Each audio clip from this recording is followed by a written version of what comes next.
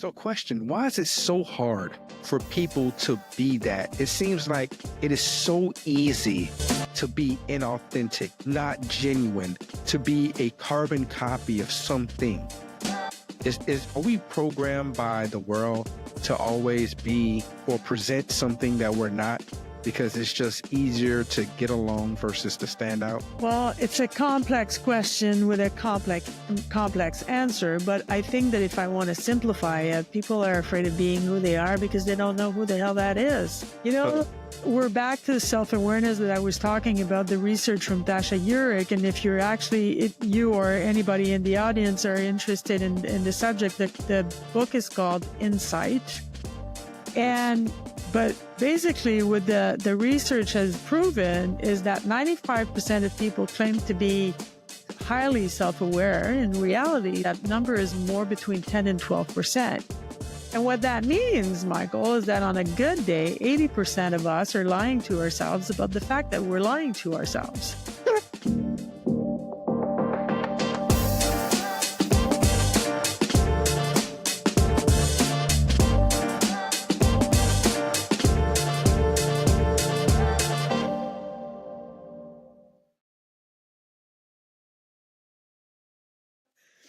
I so rarely wear makeup. I so despise makeup. Yeah, that's okay. I do. I really do. Hello, everyone. We are live with the wonderful guest that I have. So before we start, let me just introduce her. Today, I have the absolute pleasure to sit down with someone who doesn't just talk about leadership, she embodies it. Isabelle is a powerhouse in the world of leadership and corporate culture, blending the discipline of the Royal Canadian Air Force, which she was in, with the revolutionary human-centric approach to business. She took the lessons that she learned in teamwork, integrity, and purpose from the military to build a leadership philosophy that challenges the status quo. When she saw the corporate world failing people, she decided not to complain, but she created Against the Ordinary, a movement designed to redefine leadership by putting people first. Through her work, her speaking, and the Human Leader live stream, she provides the best teams aren't just built by their strategy alone. They're built by understanding the human behind the role. Isabelle, welcome to the show.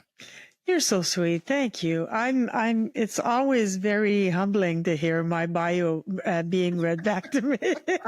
I always feel so ancient. No, not at all. No. I'm kidding. No. Seriously, I'm kidding. Yeah, you're accomplished. That's what it is. Oh, is that the politically correct way to say No, that's just facts. That's just, I wish, and I'm trying to get where you are, where you are accomplished down that road, Sometimes I try to get, cheat, but it doesn't work too well. You got to go through the hard struggle sometimes. So yeah. Well, thank you for having me. It's a pleasure to spend my Friday night with you. Yeah. Thank you, guys. Hey, welcome to not Momentum Mondays, but Unfiltered Fridays, guys. If this is your first time, please subscribe, like, and share this video because we're about to get in the crust of things. So first off, can you take me back to the earliest memories of leadership? Not necessarily that you was in the military or the corporate world, but the first time in your life where you felt the weight of responsibility, where you had to step out even when you wasn't ready. Oh my God. In a professional setting or in my life in general? As you want to tell it. In my life in general, it was more than likely when I was in the Air Cadets as a very young teenager. Mm-hmm. I joined the cadets. I can't remember if I was 12 or 13. And by the second year, I was already in a leadership position and wow. doing leadership training. And I was already in charge of my section and I was already teaching. So that's one of the reasons why I'm pretty good at public speaking is because I've been doing it for 4 decades. So yeah, that would be it. That would be in the Air Cadets. And I don't know how it is anymore. I mean, I was in the 1980s. So I don't know how it works anymore, but I strongly urge any parents listening out there to put their kids in any kind of organization. Obviously not not all of them are good, but not all of them are bad either. So like pick the one that you can research and you get a good gut feeling about, who's leading them, because being part of an organization like that at such a young age will teach you a lot of life skills. Wow. Okay. Yeah. So that would be my answer. The Air Cadets when I was very, very, very young. See, a lot of my friends through my high school years, they call it the JROTC in America. They have in high schools, and a lot of them who were part of the JROTC, they joined the Army. And it was very, very disciplined. And it did teach them a lot of good skills. So you're 100% right about that. You have spent years in the Royal Canadian Air Force, 10, as you told me, where leadership isn't just a concept, it's a necessity, right? Yeah. So what was a single moment that defined lessons from your time there that still influence you today? It was a boss.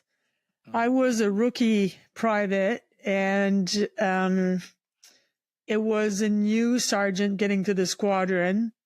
And her first day, she could tell I was a teenager. I was 17. I wasn't even legal drinking age. I could serve my country, but I can drink alcohol. And she could tell, she was in her mid 30s at the time, and she could tell that I was a pretty headstrong, hot-blooded person. And she introduced herself, and not by rank, by first name. She asked my first name, even though she knew it. She still gave me the opportunity to actually introduce myself. And she said, well, it's going to be very simple, Isabelle. We're going to work together, or you're going to work for me. And the decision is yours. I like that. I like that. Either we're going to work together or you're going to work for me. Yo. Yeah, and the decision is yours. Profound. Yeah. And I'm still friends with her. So I guess you chose to work with her. I loved her. I loved her. Yeah. And I still do. Yeah. So did she ever tell you where that came from? No, I never asked. It never dawned on me to ask. At the time, I didn't have the wisdom to ask. And after, it was just, for me, it was just, I think it was her personality. And it wasn't really hard to see that I was headstrong and that I could potentially be troublesome. So she just went, okay, we're going to nip that in the bud and see what she chooses. And that's really profound. Like it's a term in the South in the United States where they say you can catch more bees with honey than you can with molasses. Or yes, yeah. It's just crazy how she probably saw that you're very headstrong, and she's like, you know what, I'm gonna come with a sprinkle of kindness, but be very straightforward and direct with you. And that was just enough to win you over. So with that said, do you find it very difficult?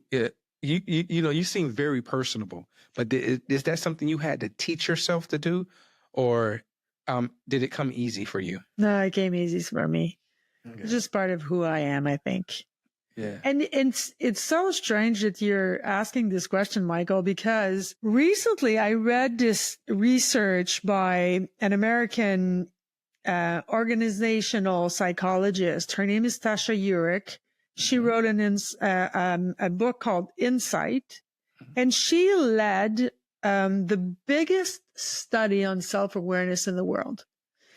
Her and her team read every piece of literature even philosophy about self-awareness that was ever written. They interviewed close to 5,000 people, and there was 4 criteria to determine whether somebody was actually highly self-aware or not. And what came out of that study is out of close to 5,000, they only found 50 that fit all 4 criteria. So And they were so rare, the team started calling them unicorns. Okay. And 2 of the categories that they needed to actually, I'll say, test positive is they needed to have a very good sense of who they were, but they also had to have a really good sense of what other people thought of them, how they were perceived by others. And strangely enough, I'm extremely self-aware when it comes to me knowing who I am, but I honestly don't have any idea what people think of me. And half of that is because I don't care. You know, and I truly don't mean that in a bad way. No. I know. And you know, I used to panic myself because I used to always care what people think of me. And one of my female friends, she told me about this book.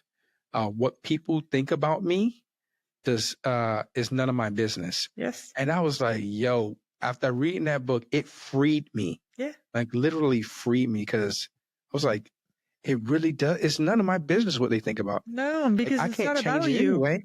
Yeah, it's not about me. No. And it's crazy to even think that, right? So yeah, it's because we have it in psychology, we call them cognitive biases, and there's more than 180 of them, and we all have them. We can't. They're ingrained inside of your brain, and they're based on a whole bunch of different things. So the way that you react to me is about you. It says something about you. It doesn't say anything about me. Maybe I'm triggering you. Maybe I look like the aunt that you didn't like. Maybe I express myself in a way that bothers you, but it has nothing to do with me. But you know what? The difficult thing about that is the opposite is also true. If you look at me and you go, oh my goodness, this person is so freaking awesome. It's just because you see the best of yourself in me. Is because there are qualities that I have or that you recognize in me that you also possess or value, or both. So in both cases, it has nothing to do with me. So when people think that I'm, the shyest star in the world, I go, well, I'm glad you see it that way. Yeah.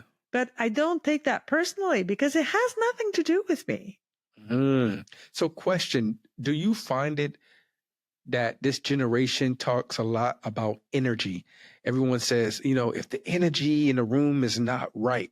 And sometimes I'm very logical in my approach. And I come to find, like, what do they mean by that? And everyone I ask that constantly says, just read the energy. I'm like, what are we reading? And then they can't define it either.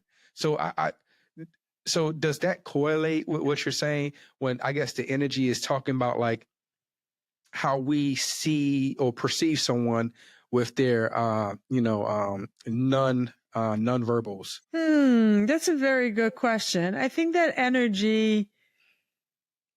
the energy of a room is good when everybody in the room is aligned. It's as if everybody's antenna is pointing in the same, not right, because there's no right, there's no wrong, but they're pointing in the same direction. And sometimes somebody is going to come in and their antenna is not wrong. They're just pointing sideways. And, everybody goes, oh, okay. So the energy just shifted. Okay. It's just a matter, we call it energy, but it's just a matter of alignment. Okay. Right? So if I was in a room, I'll use someone dead just to make sure I don't get in trouble. if I'm having the biggest party and everybody's having a grand old time and we're laughing and we're, having fun and Hitler walks in, perhaps he's going to damper the mood. You know what I mean? Yeah. So then now you just understood what energy is. Some people have their presence is heavy. Well, maybe it's heavy for you and it's not for the next door neighbor. But if in the group of people, everybody's energy is aligned and somebody comes out and their energy is out of whack in comparison, well, then, everybody needs to readjust kind of a thing. Okay. Make sense? Yeah, it does. Oh, so from one of our guests, his name is Michael. He has a question for you. Wow. Hi, Michael. He said, I would love to know what your take is on my question is the context of military discipline meets human-centered leadership. How can leaders effectively balance the needs of structured accountability and operational efficiency with the cultivation of individual autonomy? It's a long question. It's a long question, but I think I understand it. Yeah. You know what, Michael?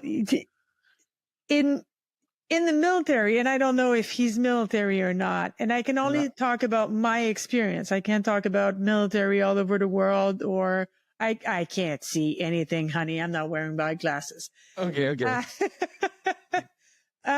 Military really looks like it's command and control, and sometimes it really, really is, and it needs to be. If the building is on fire, it's the time to bark orders and have everybody leave the building. It's not time to ask how people are feeling about it. So command and control isn't bad in all situations. However, the way that you get the most out of people is by tapping into the unique abilities.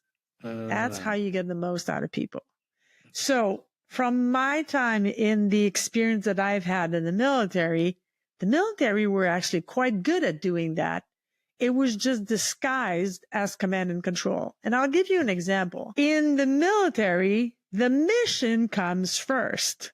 You guys have heard that, right? You've done that. You've lived that. The mission comes first. So what does that mean exactly? Well, it means that if rookie 4 months in gets into, I'll say, an exercise, like a real, I can't remember how they're called exactly. In the Canadian military, we call that a theater. So it's like practicing war. That's not what it is, but I'm using big air quotes for the people who can't see us.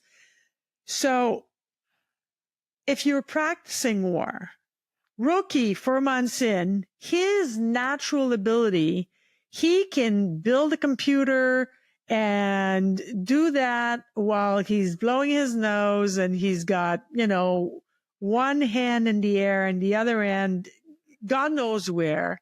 And he can put it down, put it back up, and it works like this. Well, guess who's going to be in charge of computer from now on? It doesn't matter if the person doing the task before him had 20 years of service. Why? Because newbie, rookie 4 months in, is going to do a better job. He's going to be more efficient, more productive, and therefore the mission benefits. And that is what the military is absolutely phenomenal at. Because what that does is there's no room for ego.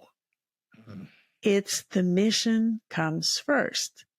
Does that apply all the time on every level? No, of course not. But most of the time, that is what tapping into unique ability means. In the corporate world, they don't do that because there's ego and there's a lot of room for ego. Yeah, but I was there. I've been doing that job for 15 years. Yeah, but honey, if you suck at it, we're going to give it to, You know what I mean? Yeah. Yeah. And when you tap into your unique abilities of people, imagine, I call that the dinner table effect. Imagine how you show up at your dinner table. When you know exactly what it is that you contribute to a team, how you contribute to that team, what is it that makes you unique and special and valuable for that team? How are you showing up at home? You're showing up present, happy, fulfilled. You feel seen, heard, and valued because you are, in fact, seen, heard, and valued. Yep. So you are better for your spouse. You are better for your kids. And that has a ripple effect in their lives outside of you. So it's just a snowball. So you said something very, very interesting, right? You was talking about the corporate world and how they see people. And that goes like into my next question where, you've seen the corporate world, how it operates on every person for themselves mentality, right? Instead of just accepting that, you made a choice to change it. What was a particular moment or breaking point, like, where you was like, I got to create something different. Like, I can't do this. Oh, I'm going to try to stay very, very, very polite because he's still alive. I've had the worst boss. I was in my late 30s, early 40s, and this gentleman, and I'm being very wary of the language that I use, was already in his 60s. And that man had made $1 million in the either late 1970s or early 1980s, when $1 million was a lot of money. And I mean, come on, it's still a lot of money, but back then it really was a lot of money. I mean, you could buy an island and live on it for the rest of your life with $1 million.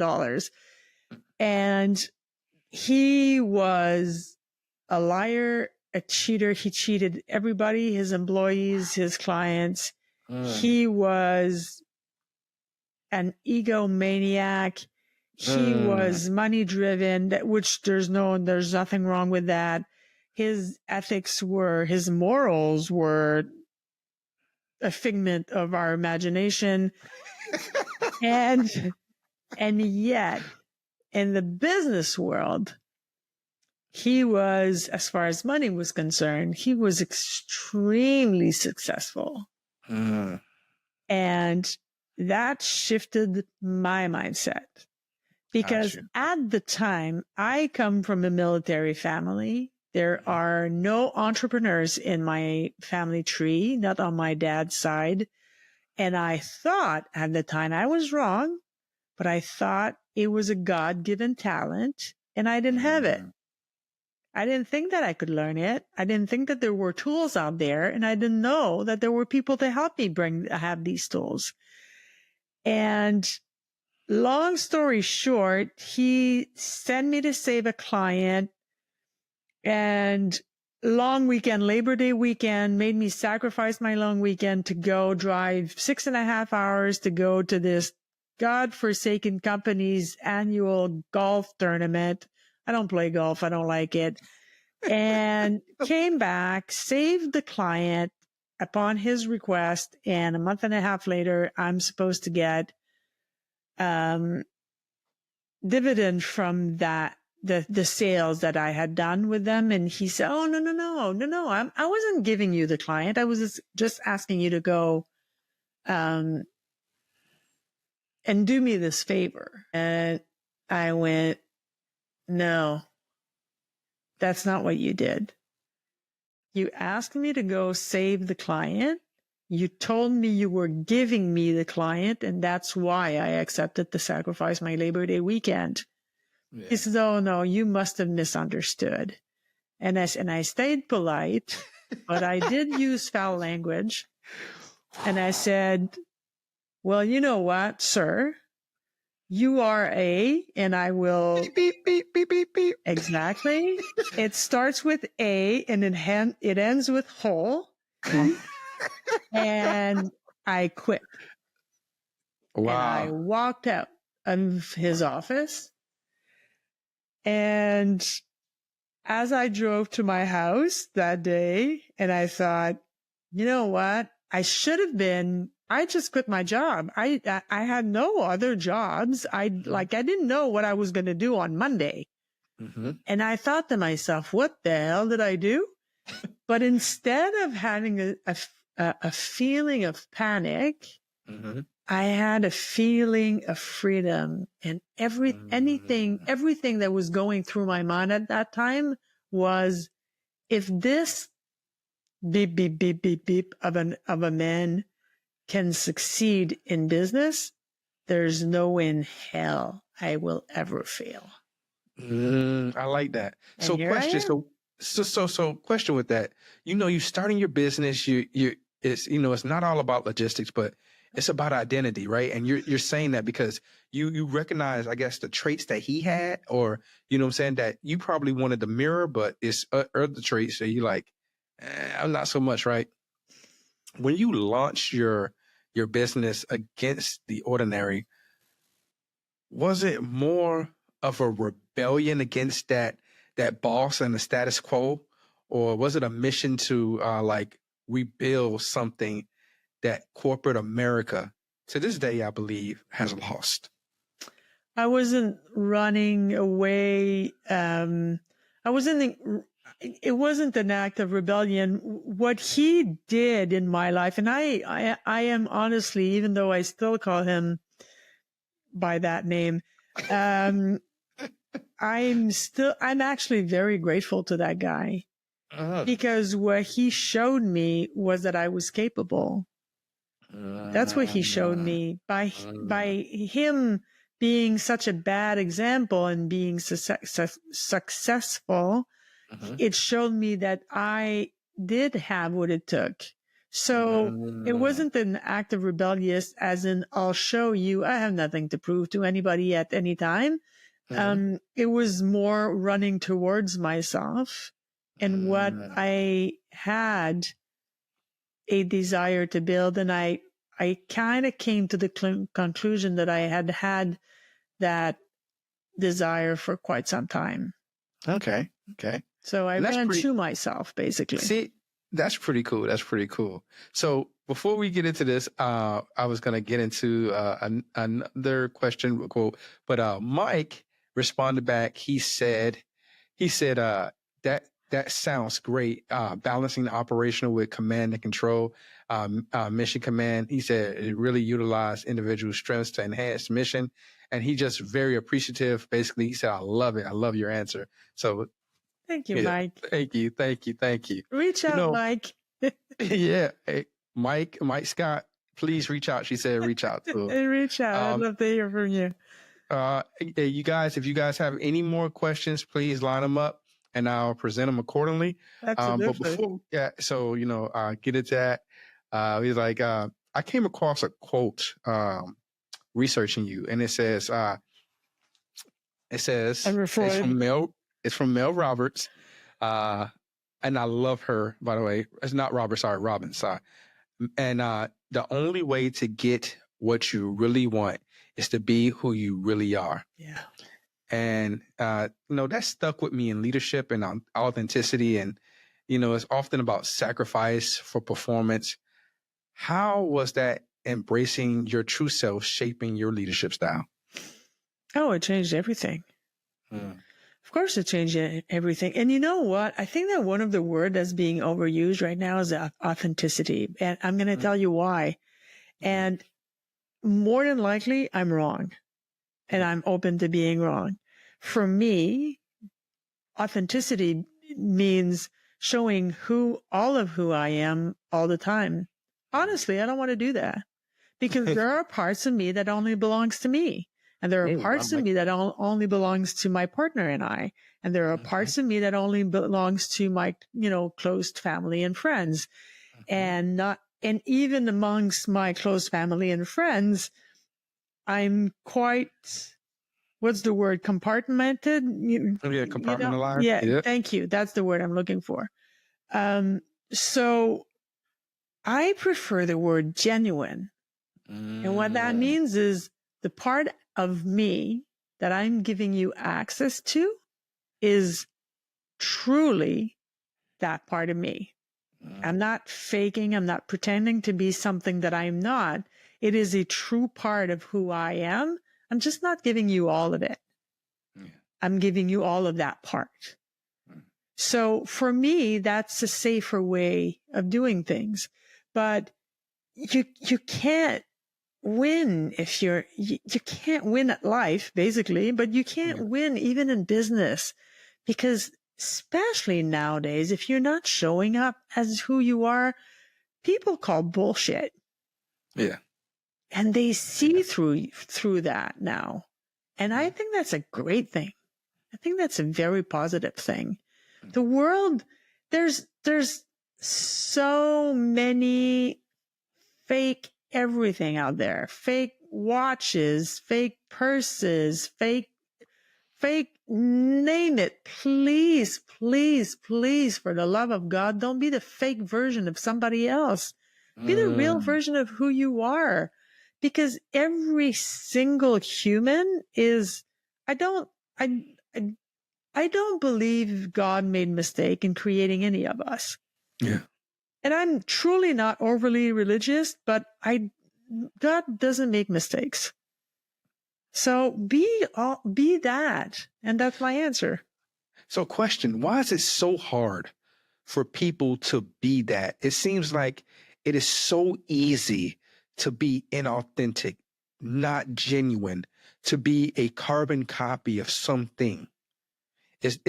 Are we programmed by the world to always be or present something that we're not, because it's just easier to get along versus to stand out? Well, it's a complex question with a complex answer, but I think that if I want to simplify it, people are afraid of being who they are because they don't know who the hell that is. We're back to the self-awareness that I was talking about, the research from Tasha Eurich. And if you're actually, you or anybody in the audience are interested in the subject, the book is called Insight.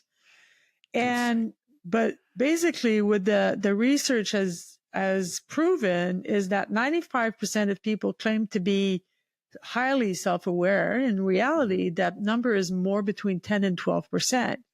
And what that means, Michael, is that on a good day, 80% of us are lying to ourselves about the fact that we're lying to ourselves.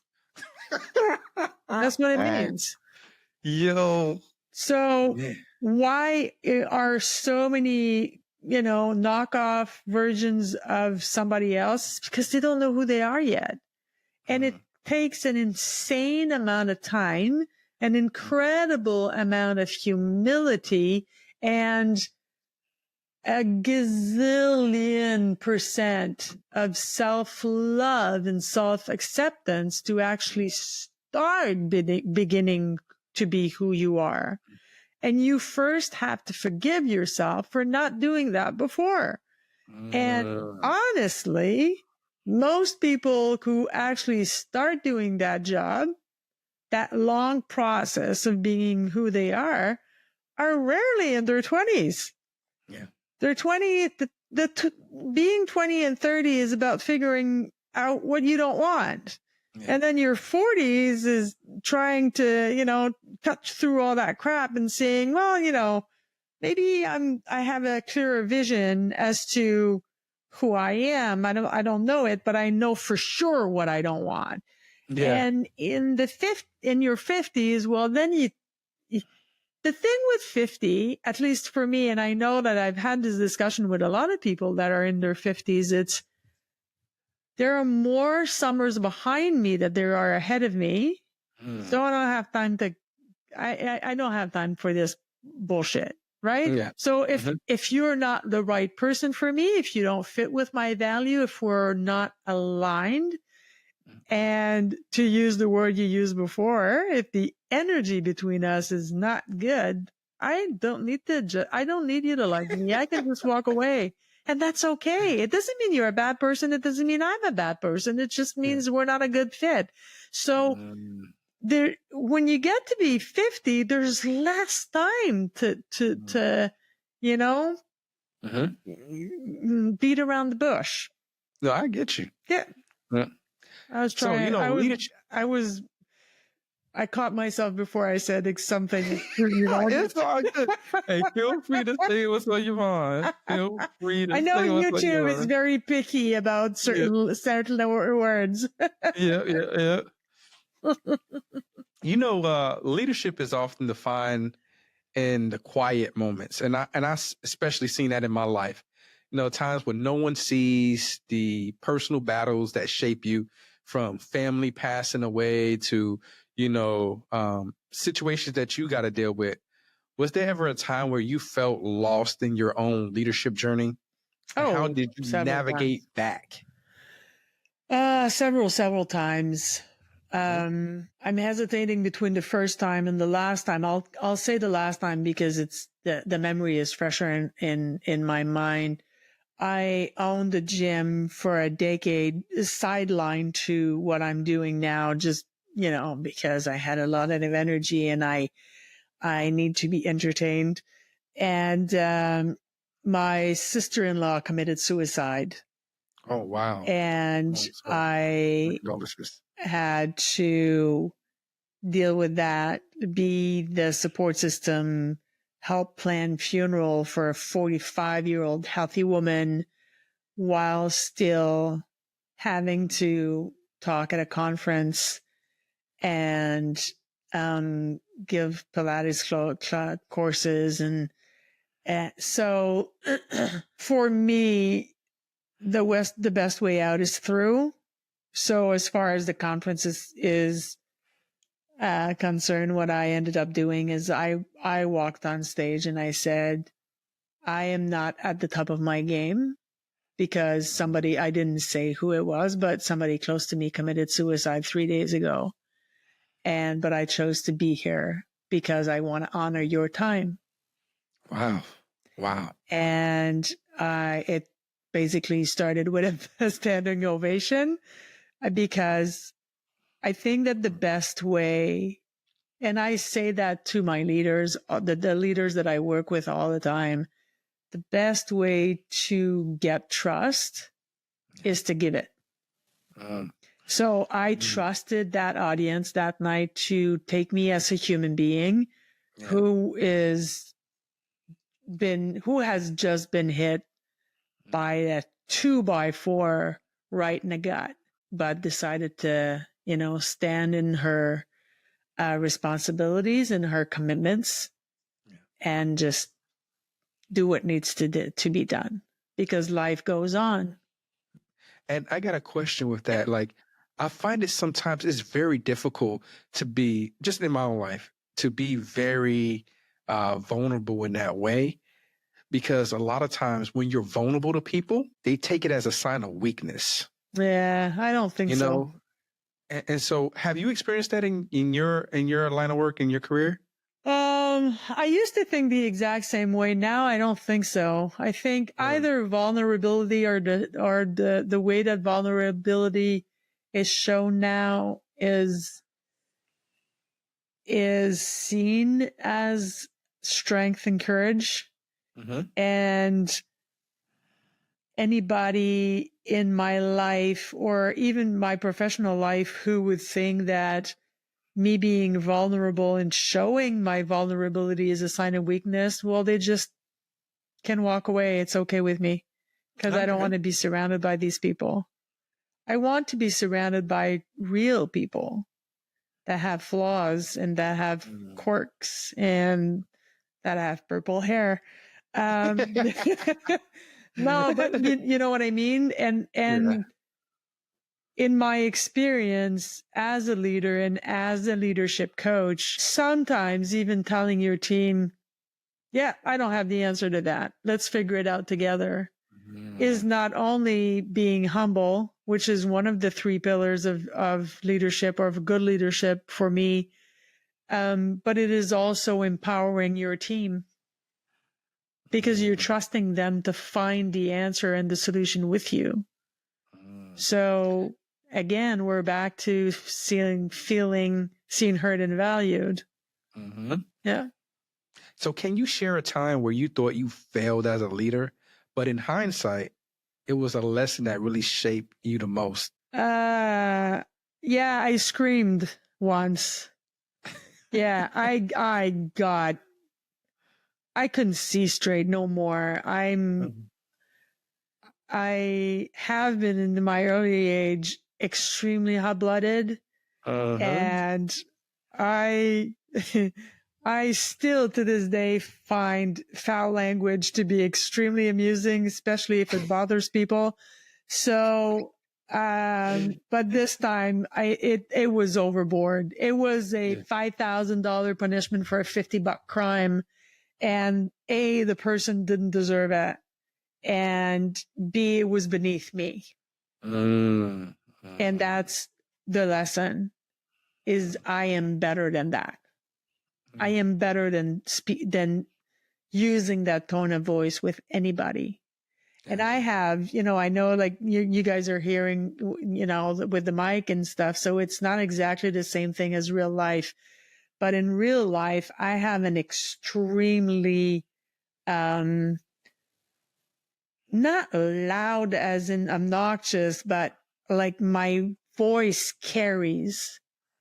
And even with my partner, when we started dating, the very early phase of our relationship, one time he said, "Don't scream at me." I said, "Oh, honey, I'm not screaming. You haven't heard me scream. If you hear me scream, you'll be scared. It's just, that's my voice. It carries." But that person, I literally yelled at her. And it wasn't right for her, but it was beneath me.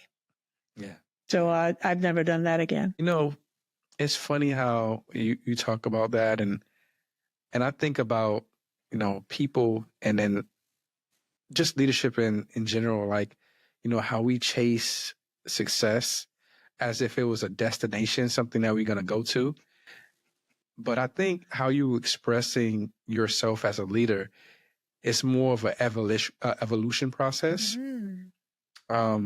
If I can ask you, Isabelle, 10 years ago to define success, how would you define it differently than you do now? 10 years ago, I think success was by what other people thought I had accomplished. Now, success for me is freedom. Is having the freedom to work anywhere in the world as long as I have Wi-Fi, and having the freedom to say, you know what, they're calling for minus 20 degrees. I live in Canada. We're in Celsius. Guys, the rest of the world is in Celsius. If you're in the U.S., get used to it. Just take take the thingamajig that I would take to put it in Fahrenheit, and you do it.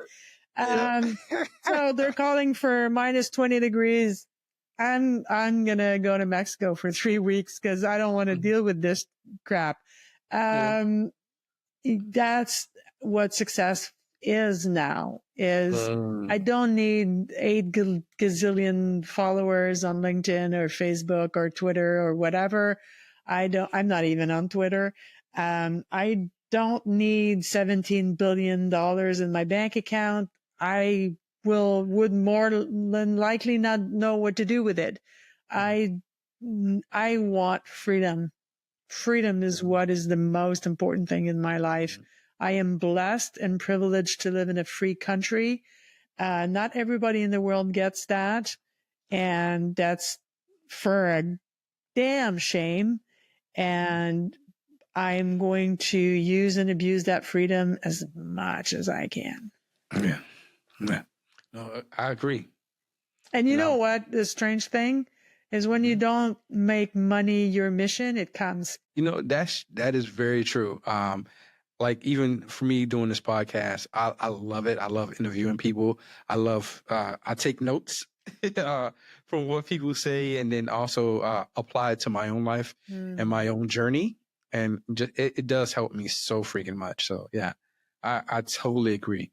You once said that, truth be told, I'm I'm not that adventurous, but you won't. I guess how to say it. You wouldn't have guessed that when looking at you and how you approach things and how you say. So, you know, um, You that's really such do an your interesting research. contradiction. I do. I I have to. really I do. have to. I'm I impressed. I thank you for that. I feel very honored. Thank you. Hey, no problem. I know I need to hire somebody shortly to help me as I do research so I can do more, right?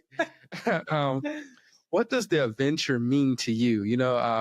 And not just in the external sense, but and you kind of elaborated on it. You said success it equals freedom. How do you take risks, challenge those norms, and push those boundaries in leadership in your business, especially talking with new entrepreneurs who think, "Hey, I got the thing figured out," and you like, chill. In my personal life, well, actually, in both my personal and my professional life, I'm allergic to the status quo. And Mm, once I've got everything figured out in a job and I can do it with my eyes closed, mhm, without having to wake up intellectually, then it's time to move on. mm, That's basically you and I were talking off air, and that's basically what I was saying about the military. I loved being in the military. It filled my sense of purpose, my sense of duty, my sense of service. That's mhm, three things that are extremely important for me. But I was getting bored with the job, the actual day to day job. I still mhm, love the uniform and I still love to serve my country, but it's just I didn't know what I was going to do. I couldn't do that job for another decade or two. mhm, Um, so it was the same thing with my gym. It's once that I, I once had to replace a teacher for a fitness class 6 days post major surgery, and I didn't even break a sweat.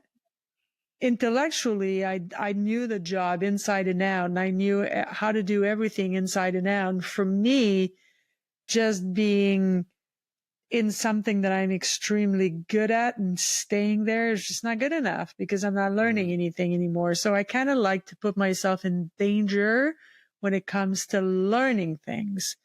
Gotcha. The reason, if I remember the interview correctly, the reason I said I'm not adventurous is because like I'm not going to go, you know, climb Everest. I'm not interested. I am not going to go white water rafting in, Mhm. the Colorado River. And hell no. He- hell no. And you know what? Since you're in the military, I'm going to tell you a joke if we have time. Yeah, yeah. So what does, I have to remember it properly though. What does the army guy, um, what does he do if he finds a cockroach in his tent? So he'll get rid of the cockroach. Okay, so what does the Navy guy do if he finds a cockroach in his tent? Well, he's going to get rid of the cockroach. What does the Air Force do when he finds a cockroach in his tent? He calls room service and says, "Why is there a tent in my room?" So that now you just understood why I was Air Force. I'm not interested in sleeping outside, and I'm not. Give me a Yeah. bed. Give me a bed. Room service, please. Yes, Yep. I'll have the $17 million hamburger. Yeah. And please make sure the fries are still warm when you get to my room. So Yeah. yeah. No, no, Chelsea, it's the same way. I remember my uncles all served in a branch of the military, and they just very candid with me one time when they came down. They was like, "Hey, I heard you was thinking about joining the military." I'm like, "Yeah," and he's like, "I was a Marine. I hated it. Your uncle was Army. He hated it. Your other uncle was Navy." And he said, "Your Uncle Charles, he's the only one who was successful, and he was in the Air Force." He said, so we stupid, join the Air Force. And I'm like, all right. So that's why I joined the Air Force, because my Uncle Charles Good was very boy. successful. Yeah. Smart person. That's yeah. right. And I had this so uncles that was very candid with me, so it helped a lot. It helped a lot. Yeah.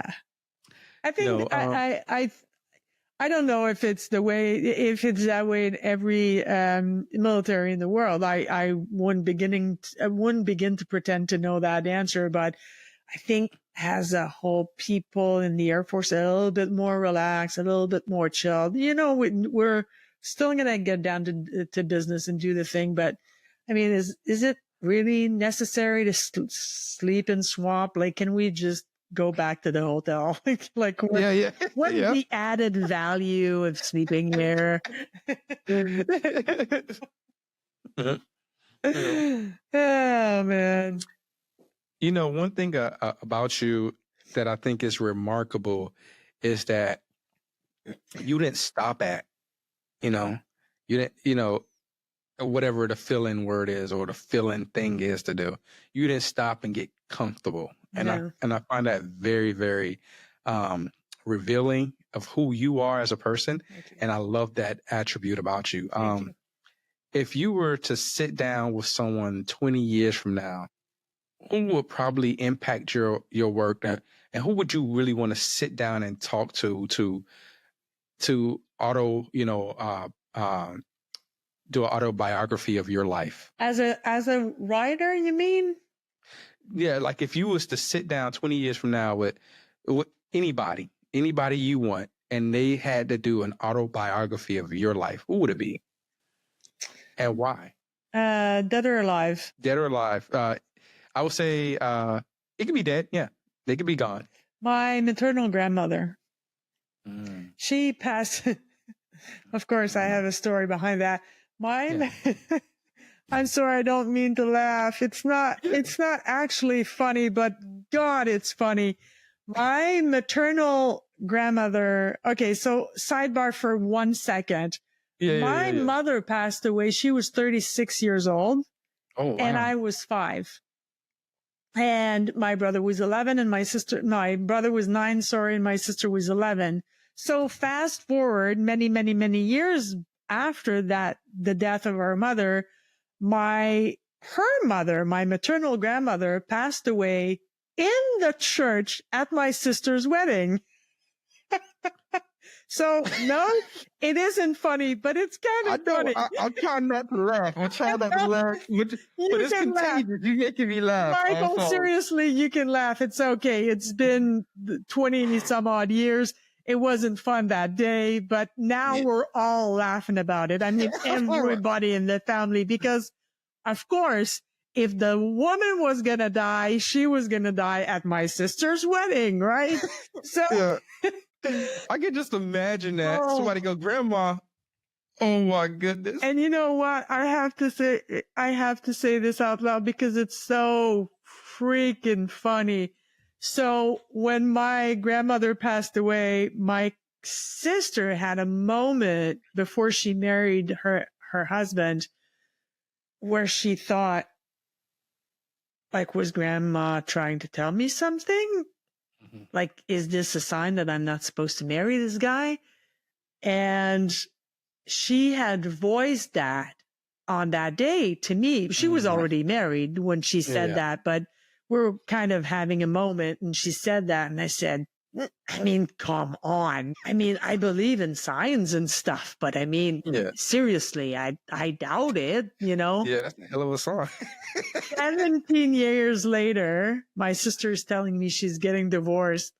And I looked at her and I said, well, I guess Grandma was trying to tell you something. So now you understand the sense of humor of my family. So that's so wrong with it. No, don't laugh. Seriously, it's okay. You're not hurting my feelings. I promise you. So if my grandmother was still alive, first of all, my maternal grandmother was a force to be reckoned with.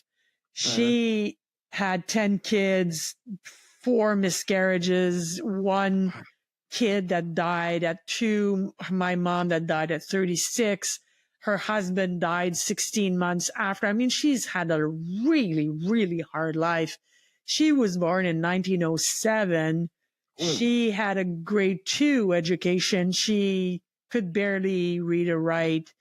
And yet the woman never stopped smiling, ever. She never stopped being positive, and she never stopped finding life beautiful, because it is. Yeah. And so if I had anyone that could write about my life, it would be her. But she's, that's not going to happen. Yeah. Yeah. But that would be my wish. Okay. Yeah. That's what's up. So, Isabelle, this has been one of those conversations that reminds us why leadership isn't about titles.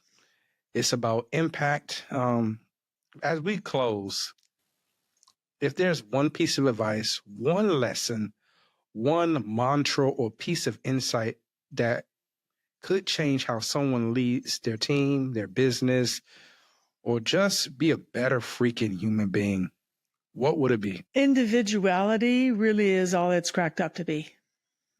So if you haven't figured out who you are yet, just have a crack at it. Try different things. Don't be afraid to make mistakes. You're gonna anyway. And you're already different.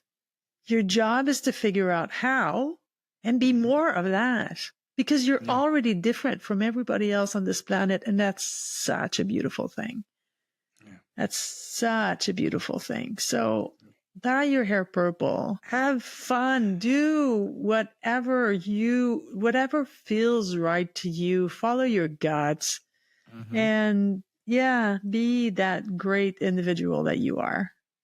That's how you impact the world. Okay. So the floor is yours. Please tell us where to go for your website, what you got going on, and how can we better your life by being part of your service. Well, thank you for that. My website is called againsttheordinary.org. You want to come and chat with me, that's a great place to start. I hang out on LinkedIn. That's pretty much the only social media that I'm actually invested in. I call it the social media for adults, because I don't see pictures of food, or what I ate last night. And, which is just, people are allowed. It's just not very entertaining for me. I help individuals be better leaders. So whether you're the CEO of a Fortune 500, or whether you're the leader of your family and you want to understand the people that are with you, well, I can help, because that's what I do. That's my superpower. So just reach out. Yeah. That's it. So thank you so much for being a guest on Unfiltered Fridays. We're trying to do an episode every Friday at 7 p.m. And I would love to have you back as a guest. You are simply wonderful. Anytime. You have my email address. Anytime. Okay, will do. So thank you guys. Have a good night. Peace.